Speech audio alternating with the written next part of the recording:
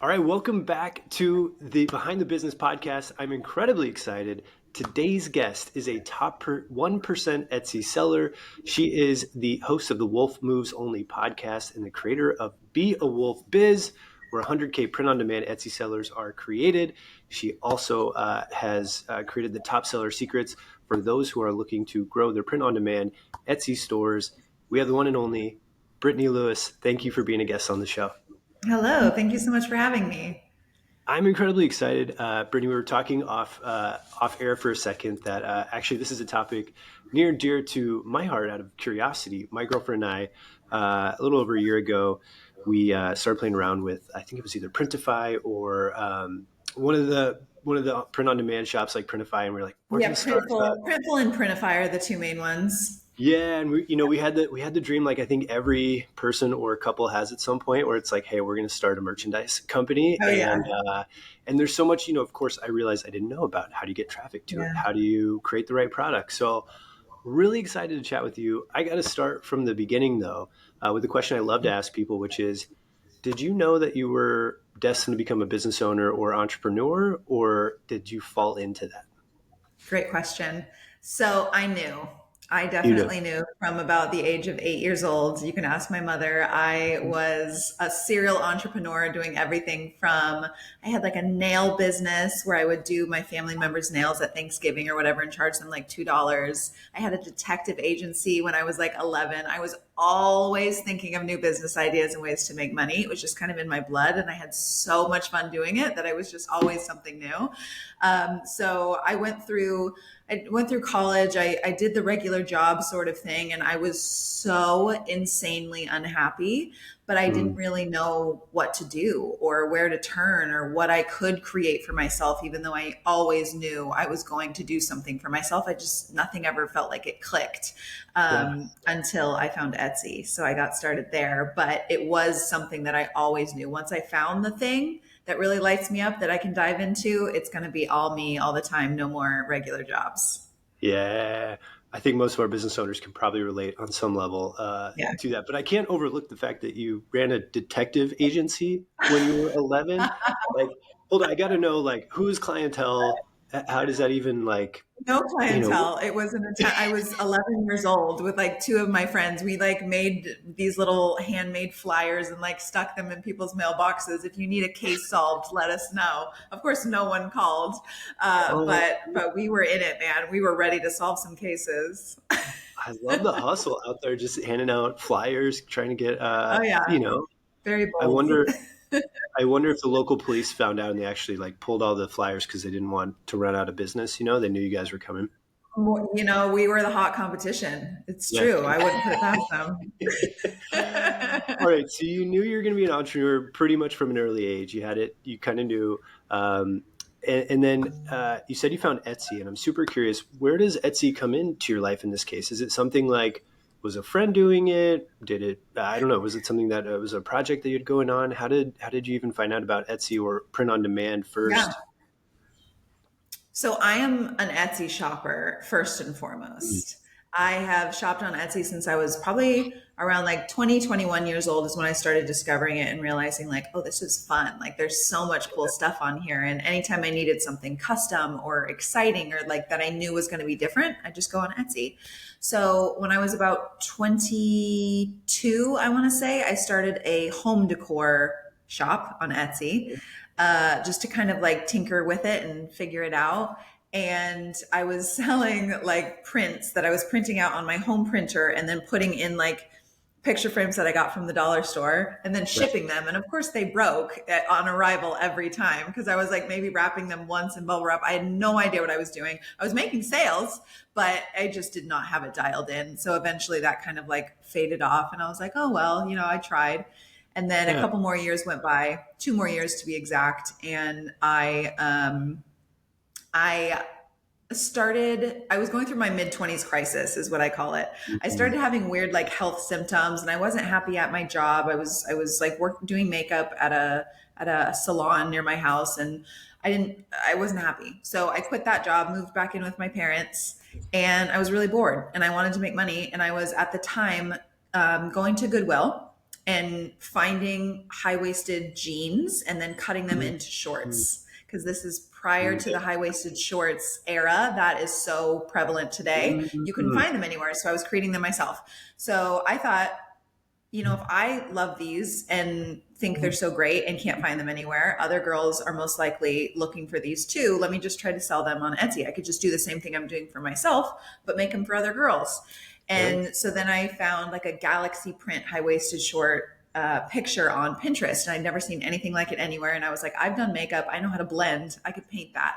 So I went to Michael's. I got a bunch of fabric paint. I painted a galaxy print on some of the shorts that I had cut myself that I found from Goodwill, and took a picture, edited it in Photoshop. And within like 24 hours, I think I sold my first pair of galaxy shorts. And I was like, this is it. Yeah, I was like, this is definitely it. So then I just sort of followed that trail. I made different variations of the galaxy shorts. I made different types of shorts.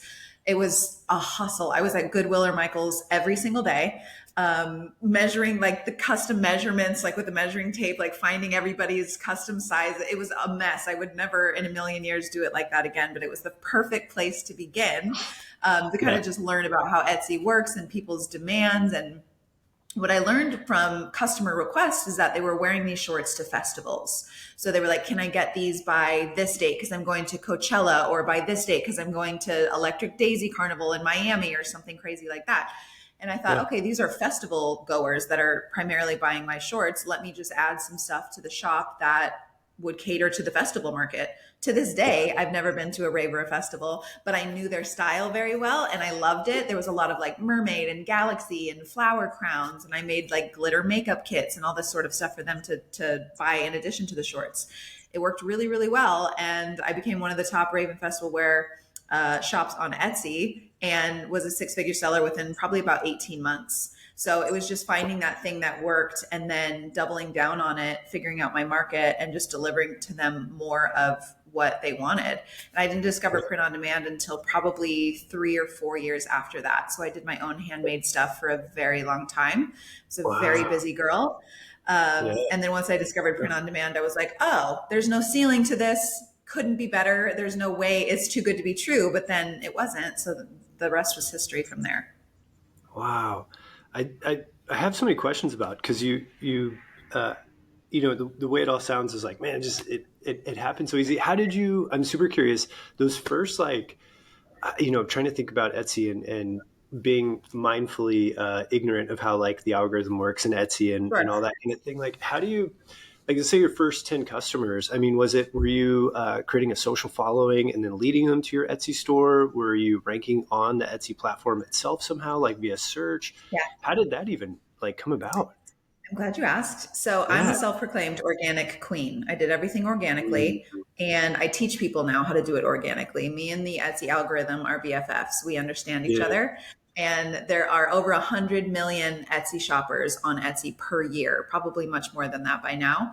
And I tell people this is more than enough to sustain a full-time shop. If you know how to do the right things, and if you understand the algorithm, you don't need to drive traffic, like, at all. People think, well, I need an Instagram. I need to run ads. You really don't. Most of my top sellers, some of them making $200,000 in a single month on Etsy, completely organic. So not only is it possible, people are out here doing it in my world all the time, not because, there's some crazy trick that they're doing that's hacking the algorithm.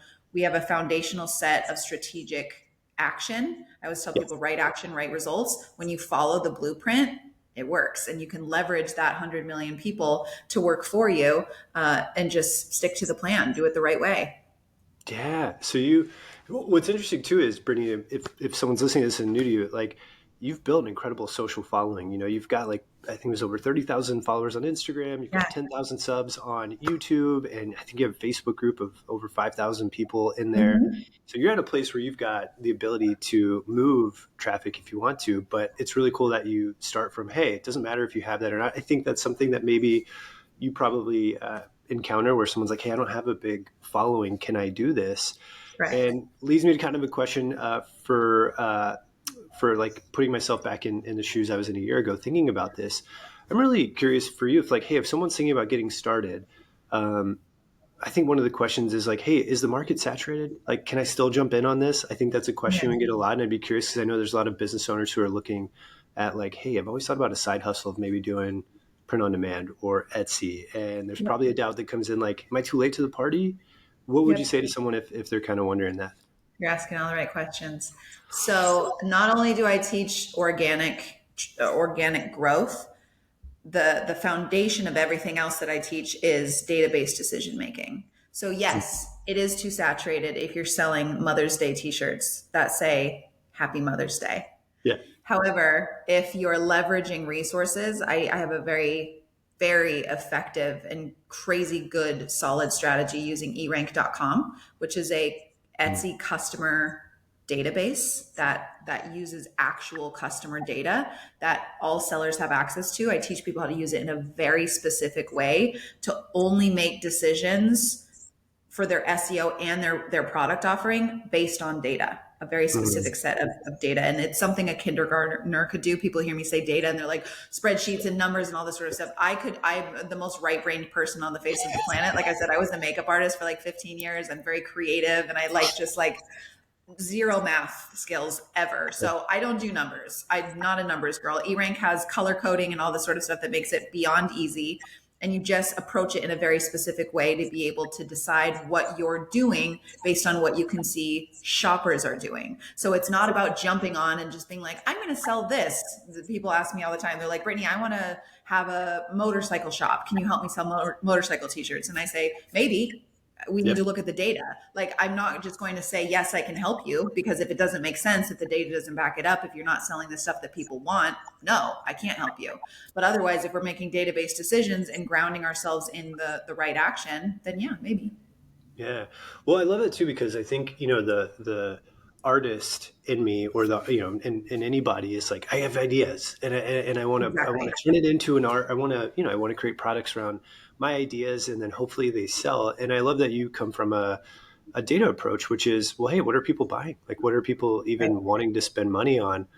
Why Right. not just go to where the water's coming out of the faucet versus trying to find the well to go do Exactly. that. So I love that you're taking that approach. I think that's such a smart approach to any business. If you want to be creative, you can be creative, but if you want to run a business, think about the business side of it. And there's a sweet spot in between as well. People always say, Brittany just teaches how to chase trends. And I say, no, I teach you how to sell what people are looking for. And there's always going to be an intersection of stuff you enjoy creating and stuff that people want. There's billions of opportunities Right. out there. So it's not that you have to sell stuff that you don't want or that you hate creating. Like, I got really lucky in the fact that I was already wearing these galaxy shorts and these high-waisted things and I loved it. And then I put it out there because I knew that there was a gap in the market and that other people wanted it too. And so it was like it caught fire like that.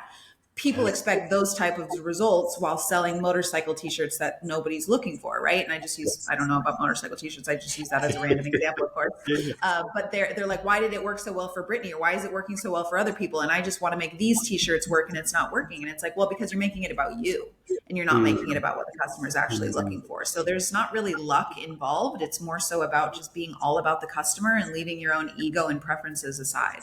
Yeah. I love that. And I love that message. And I love that it's not a polar opposite of either do what you want to create or create what you want to create or only do the business, but hey, find the middle ground or the common ground there. And I wanted to bring up Brittany. So doing my research, you had some great videos for someone who claims to not like math that had a whole series of videos about profit margins. And the Uh-huh. business I come from, CEO Finance Academy, that we run, all about helping you know your numbers. I was like, oh, I love that she's talking about profit margins because in my head, right, it's like print on demand to help you kind of think through some of the margins, and I don't know the Etsy side of it. In your experience, I'm just super curious in this business model of whether that's Etsy and you're doing the handcrafting or print on demand. I used to think like, hey, pretty high expenses to create this, right? And you're getting kind of low Correct. margins. You need a ton of volume. But you have a series Yep. breaking this down that's maybe not exactly like that. What's been your experience over your journey of like how you've thought about margins, profit margins as you're going to make some of these products? Yeah. So the two main objections people have when they first want to start selling is the two you just covered. It's too saturated. That's their limiting belief. And I can't make any money with it. The profit margins are too low. these two things really confused me at first because I'm like, I just do not understand why people are thinking this way. But then I started kind of consuming other Etsy guru content and seeing like they'd have successful students come out of their courses and they'd be like, this person did $100,000 and we're so proud of them. And they have a 16% profit margin. And I'd be like, ooh, okay, no wonder people think that that sucks. For me, I don't want to do anything for 16%. That's not worth it. Yeah. So the way that I do things is just completely different. And I tell people you are in control of how you price your products. And I don't teach anybody to compete on price because when somebody wants what you're selling, they're going to buy it. And Urban Outfitters is out there selling regular t-shirts that you can find on Etsy for $55. So I teach profit margin in the way that you choose the right products first that you can get at a low price that people want, which there are tons of. I recommend printify.com. And then you price it in a way that allows you to get a 40 to 50% profit margin. So all of my mega sellers that are doing 100, 200, 300, 400, $500,000 a year. I just had a student who crossed the $1 million mark last year.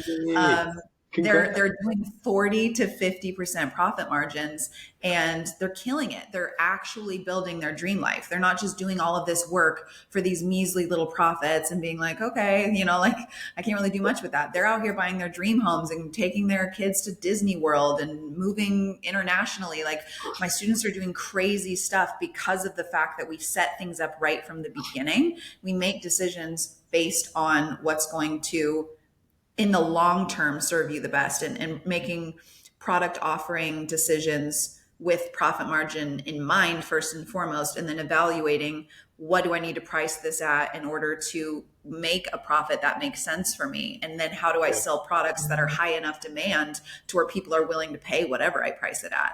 And that formula works very well in the end. Yeah, I'm super.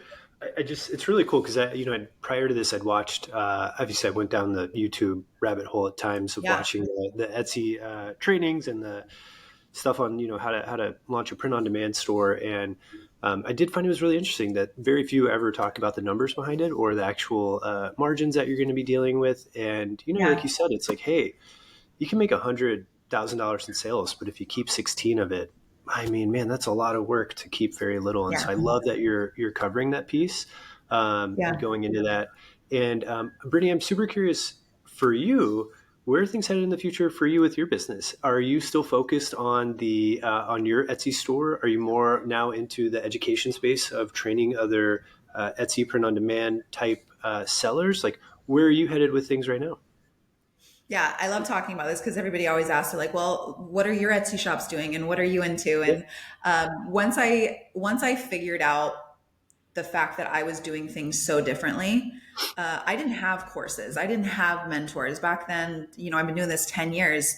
10 years ago, I didn't have any of that. I had to literally come up with my own stuff. I had to figure out my own strategy. I tried the erank.com resource I mentioned.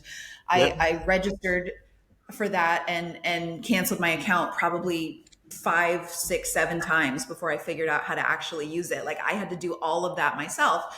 And so then I started watching other creators and seeing like, oh, no one's doing it the way that I'm doing it. And it's been so easy to replicate results and build and scale over time that it doesn't make sense for me not to teach this to other people, because again, there's a huge gap in this new market and I know it can serve people. So in 2020, I've only been doing Be A Wolf Biz for the last 3 years. I've been kind of teaching people in general for 6, but I created my first course in 2020 and it exploded because it was so different and it was exactly what people actually needed to hear, as opposed to the things that were going on YouTube, and it just kind of kept leading them to the same sad results. And I realized like this is what I want to do because it's changing people's lives. So I do still have my Etsy shops open. I don't focus on them because I'm so passionate about what I'm doing now. I remain on the platform so I can learn about it and stay up to date with all of the changes happening. And people often accuse me of selling courses because I couldn't make enough money on Etsy, and that could not be farther from the truth. The Etsy shops were great. I made great money. I'd never had any other job. I moved out of my parents' house after I opened my shop in about 6 months. I moved out of my parents' shop house just because of the money I was making in my Etsy shop. So I was full time on Etsy for 8 years. And then I started with Be a Wolf Biz and realized like this, all of that I was doing before was preparation to be able to teach people what I learned in that time. And this is where I could not be more passionate about it. Seeing it actually transform and change people's lives. There's just literally nothing better. So I absolutely love creating designs. I love learning about customers and creating all that sort of stuff. But my real focus and passion right now is just in teaching others how to best optimize their shops and transform their lives themselves. Yeah. Oh, I love it too. And I feel like, there's the whole, um, teach a person to fish analogy as Yeah, well. Like if you can help them build that, uh, that extends into their family, into people in their lives. And, correct. we approach things the same way. And I think, you proved a model to yourself and you tested it with other people, it's working, then, it's like, hey, if we've got a proven process, then that's all we can ask for in terms of being able to go help other people. And so I think that's really Yeah. cool. And I may have missed this. I was trying to do my research and maybe this was in an obvious place and I missed it. So I feel bad if this is an easy answer, but where does the name Be a Wolf come from? So where does Be a Wolf Biz Yeah. come from? Is there a story behind it? Was it just a Um, name generator? there is. I've had a lot of um, experiences with back in the day when I was building my Etsy shop, I read a book called Women Who Run with Wolves. And Mhm. it informed me to open kind of like a girl power type of shop that was very like Yeah. feminist based and very powerful and very driven by just the power of being a woman. Yeah. And when I started Be a Wolf Biz, I specifically picked that name because I wanted something that immediately communicated to people that things were going to be a little different around here.